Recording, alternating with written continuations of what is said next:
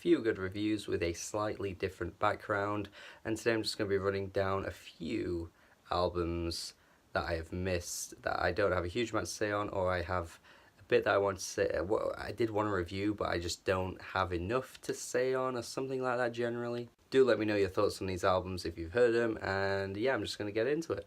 This Dessa album, it's not a 10. It's not a 10, I'm sorry, Mark. You're great at music reviews, one of my favourites of all time, but this is nowhere near a 10. Come on, dude.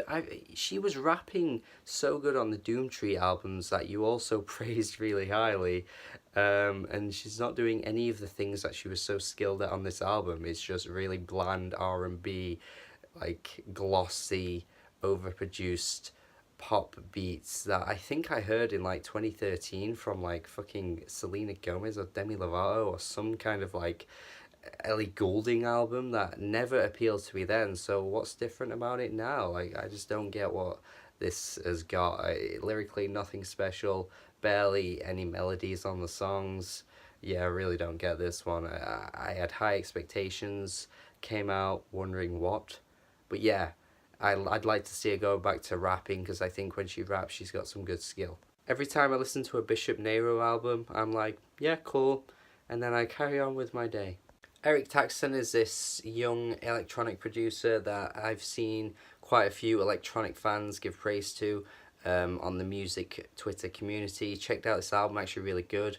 The instrumentals are quite odd and a bit strange at times, but it's actually really blissful and really lovely to listen to. Another album that I really should have reviewed, but I just felt like I didn't have a huge amount to say on, so it just makes sense to throw it in this segment here, because it's so nice on the ears at times, but at the same time I feel like Eric Taxxon could go on to do some really interesting things, not in an Igloo Ghost type way, but in the way that he'll push forward the sound in electronic music that I think could end up being quite underrated, and I feel like he's got a lot of potential. I feel like he can do some things that are really cool and unique, because he's got some great ideas on this album here. He's very prolific too, for sure. I mean, Jesus Christ, he puts out so many albums. I'm pretty sure I saw him tweet as well. He's got another album coming out as well. So like, this guy, he's on it with albums, and he's good. He's very good. Let's listen to this album. It's lovely.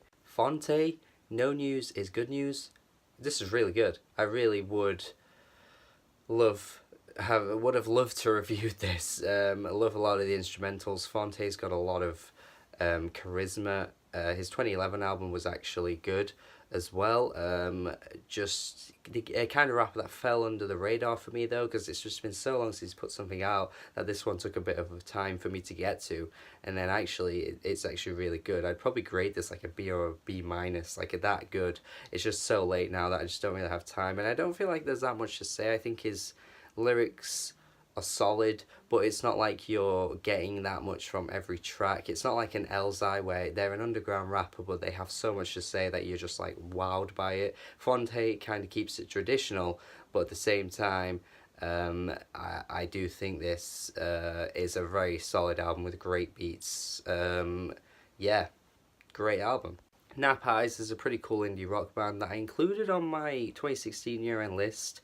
An album that was on no one else's list, but I will admit it was one of those subtle indie albums that really just touched me, and it had an instrumental like prowess to it. Like, it was very simple, one of the most simple albums that I think came out in the entire year of 2016, but just one of those that really got to me, and I just found it quite captivating. But this one is a bit more rockier. It's traditional rock. I guess if you're a Pavement fan or any kind of 90s alternative rock fan, maybe a bit of Smashing Pumpkins with the instrumentals too, I guess you're going to love this. Very nostalgic, but not really pushing the boundaries in any kind of way.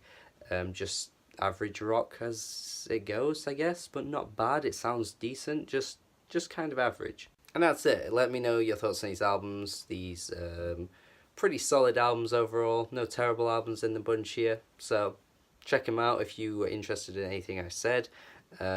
Subscribe to the channel for more reviews, comment and let me know your thoughts. Hit the like, you know, all that YouTube shit, I don't even know. Follow me on Twitter, maybe, if you want. I post some things there. Follow this channel. I've posts all the time here. I'm a sad guy, but hey, there's a lot of music to talk about, so subscribe and goodbye. Goodbye, goodbye.